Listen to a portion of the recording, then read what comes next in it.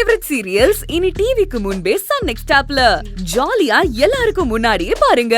இப்பவே Sun next ஆப்பை download பண்ணி சப்ஸ்கிரைப் பண்ணுங்க. அக்கா, சந்தோஷங்கிறது இந்த மாதிரி பணத்தை செலவு பண்ணி ஊரை விட்டு ஊரு போய் நாடு விட்டு நாடு போய் சுத்தி பார்த்ததே கிடைக்கும்னு இல்ல.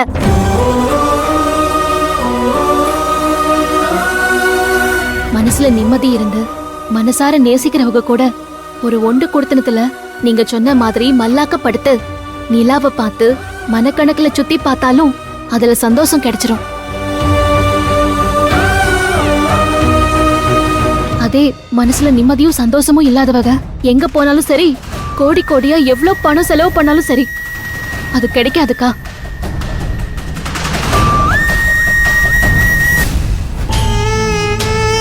மனசுல நிம்மதியும் இல்ல, இதுல எனக்கு விருப்பமும் இல்ல.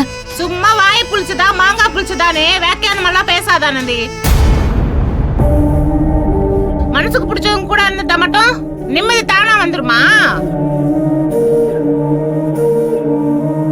ஏன் முத்து, உன் பொண்டாட்டி உனக்கு ரொம்ப பிடிக்கும், அதுக்காக நீ அவளை எங்கேயும் கூட்டிட்டு போலனா நீ சந்தோஷமா இருந்துருவியா? எங்கேயாவது கூட்டிட்டு போகணும்னு ஆசை இருக்காது?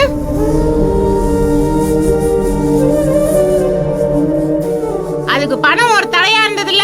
எல்லா பணத்தடையும் இருந்ததுக்கா. குடும்ப கஷ்டத்தாலதான் எங்க கல்யாணம் நடக்க 7 வருஷம் ஆச்சு. பணம் மட்டும் இருந்திருந்தா ஜெயந்தி குடும்ப கஷ்டத்தெல்லாம் சரி பண்ணி கெத்தா போய் நின்னு ஜெயந்திய பொண்ணு கேட்டு கல்யாணம் பண்ணிருக்க மாட்டேனா? மனசுக்கு பிடிச்சவங்களுக்கு சின்னதா செய்ய எப்பவும் தோணாதுக்கா.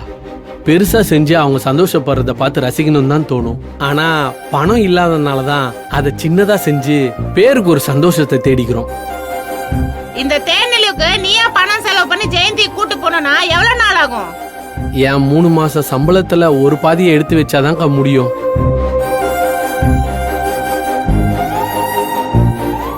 அத இன்னைக்கு சார் செய்யறாருன்னு நினைக்கும் போது எனக்கு ரொம்ப சந்தோஷமா இருக்குக்கா. கேட்டி ஆனந்தி, நீ சொன்னது ஒரு யதார்த்தம்னா இது இன்னொரு யதார்த்தம். மனுஷங்களுக்கு மனுஷங்க யதார்த்தமும் மாறும். சார், அவங்க வாழ்க்கை வேற, என் வாழ்க்கை வேற.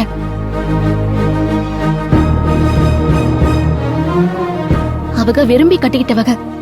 அந்த கல்யாணத்துல ஒரு மன நிம்மதி இருக்கு. அத கொண்டாட அவங்களுக்கு இந்த தேனிலவு தேவைப்படுது.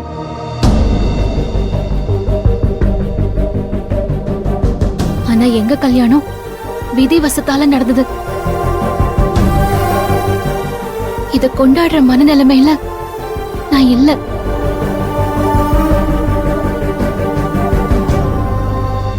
எங்களை மாதிரி இல்லாதப்பட்டவங்களும் எல்லா சந்தோஷத்தையும் அனுபவிக்கணும்னு நீங்க இப்படி ஒரு ஏற்பாட்டு பண்ண நினைச்சதுக்கு பெரிய மனசு வேணும். அத நான் மதிக்கிறேன். முத்தண்ணனையும் ஜெயந்தி அக்காவையும் சந்தோஷமா அனுப்பி வைங்க. இனிமே கம்பெனில யாராவது கல்யாணம் பண்ணா அவங்களையும் அனுப்பி வைங்க. ஆனா நானும் அன்புவும் எங்கேயும் போகல. எங்களை விட்டுருங்க. என்ன ஆனந்தி, உங்க வாழ்க்கை எங்க வாழ்க்கைன்னு பிரிச்சு பேசுற? நாங்களாம் அப்படி நினைச்சா பழகுறோம். எங்க 2 பேரோட கல்யாணமே உனக்கு ஒரு நல்ல வாழ்க்கை அமையும் நினைச்சுதான் பண்ணோம். இல்லனா இவ்ளோ சீக்கிரம் நாங்க கல்யாணம் பண்ணிருப்போமா? எல்லா விஷயத்திலயும் நான் உன்னை என் கூட பிறந்தவளா யோசிச்சு ஒரு விஷயத்த பண்ணா நீ என்ன ஒதுக்கி வச்சு பேசுறியே, என்னடி அர்த்தம்? இல்ல ஜெயந்தி அக்கா, நான் அந்த அர்த்தத்துல பேசல. நீ எந்த அர்த்தத்துல வேணா பேசு. ஆனா ஒண்ணு, நீ இங்க இருப்ப, நாங்க மட்டும் போய் ஊர் சுத்திட்டு வருவோம்னு நினைக்கிறியா? சார், நாங்க 4 பேரும் ஒன்னா போறதுன்னா இதை நாங்க ஏத்துக்கிறோம் சார்.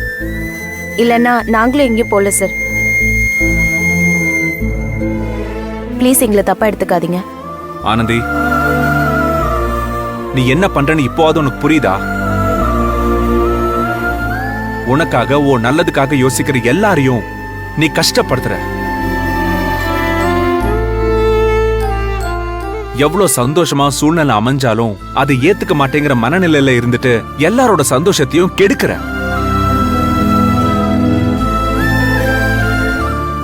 நீங்க 4 பேரும் சந்தோஷமா இருக்கணும்னு தோணுச்சு. அதுக்குதான் இப்படி ஒரு அரேஞ்ச்மெண்ட் பண்ணிருக்கேன்.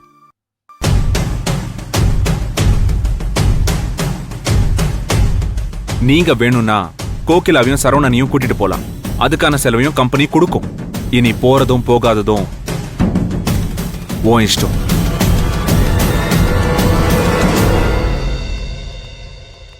உனக்கெல்லாம் வேணான்னு சொல்றதுனால அதிர்ஷ்டம் வருதா இல்ல அதிர்ஷ்டம் வரணுங்கிறதுக்காக நீ வேணான்னு சொல்றியானே தெரியல. இந்த மாதிரி சான்ஸ் எல்லாம் அமையாதான்னு கல்யாணம் ஆகாத எனக்கே ஏக்கமா இருக்கு. பேசி முடிச்சிட்டியா? நான் போய் என் வேலையை பாக்குறேன். ஏய்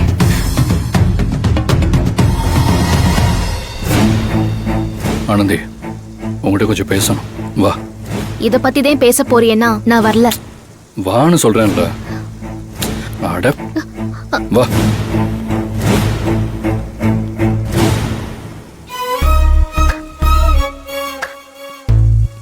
தங்கம், ஏற்காடுல அனிமூன் ட்ரிப்புன்னதுமே ஒரு நிமிஷம் டுயட் எல்லாம் ஆட ஆரம்பிச்சிட்டேன். எல்லாம் கனவாவே போயிடுமா தங்கம்? ஏற்காடு வேண்டாம், ஒண்ணு வேண்டாம், போங்க.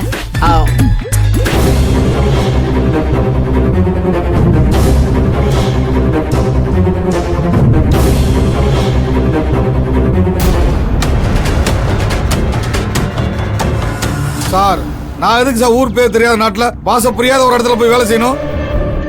பங்களாதேஷுக்கு ஓடி போய் ஒளிகிற அளவுக்கு அப்படி என்ன சார் தப்பு பண்ண?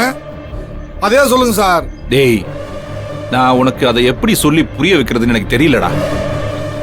அன்னைக்கு சில்வர் ஜூப்ளி ஃபங்க்ஷன்ல ஆனந்திக்கு நீ ஜூஸ் கொடுத்த இல்ல?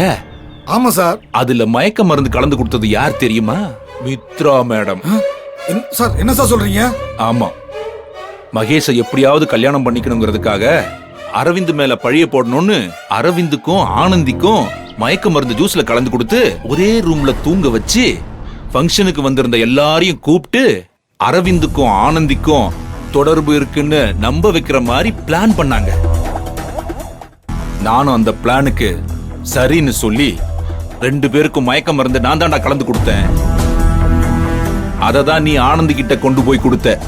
அந்த ஜூஸ குடிச்சிட்டு தான் ஆனந்தி மயக்கமாயிருக்கா. அரவிந்த் அன்னைக்கு அந்த ஜூஸ குடிச்சானா குடிக்கலையான்னு எனக்கு சரியா ஞாபகம் இல்ல. ஆனா ஆனந்தி மயக்கமா இருந்தத யாரோ யூஸ் பண்ணிக்கிட்டு அவளை கர்ப்பமாக்கிட்டாங்கடா. சார், என்ன சார் சொல்றீங்க? ஆனந்தி கர்ப்பமா இருக்காளா? ஆமா, இப்பதான்டா எங்களுக்கே இந்த விஷயம் தெரிய வந்தது. ஓ, அதனாலதான் அவ என்ன தேடி அலைஞ்சிட்டு இருக்காளா? நாங்க பிளான் பண்ணது பழி போட மட்டும்தான். ஆனா எங்கேயோ தப்பு நடந்து அவ கர்ப்பமாயிட்டா. அதுக்கு நான் பொறுப்பு இல்ல. அதே மாதிரி உனக்கும் இதுல எந்த பொறுப்பும் இல்ல. ஆனா ஆனந்தி உன்னை கண்டுபிடிச்சிட்டான். அதனாலதான் உன்னை அவ கண்ணுல பற்றக்கூடாதுன்னு வெளிநாட்டுக்கு அனுப்பி வைக்கிறாங்க. அதே நேரம் உன்னை சும்மா ஒண்ணு அனுப்பலையே. பங்களாதேஷ்ல உனக்கு வேலை வாங்கி கொடுத்து மாசம் 50,000 ரூபாய் பணமும் தரன்றாங்களாடா. அப்புறம் என்னடா? சார், அதுக்காக எப்படி சார் 50,000 மாசம் வருன்றதுக்காக எல்லாத்தையும் விட்டுட்டு போக முடியும்?